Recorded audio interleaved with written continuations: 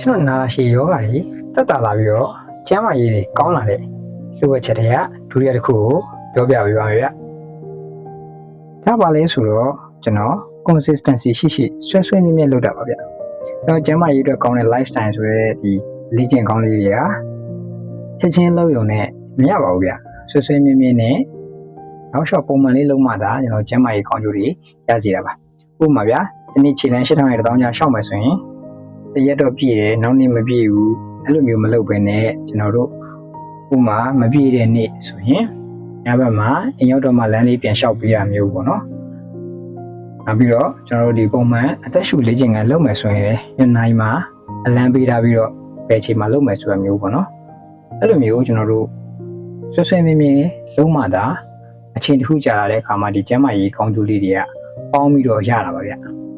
ကျွန်တော်တို့ good things take time ဆိုလို့ပေါ့ဗျာ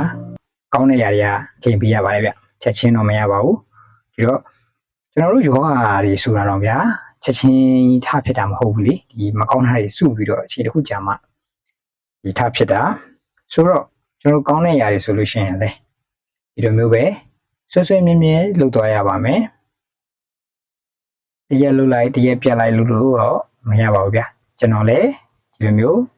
ကျမ်းမာရေးတော့ကောင်းတဲ့လေ့ကျင့်ကောင်းလေးတွေကို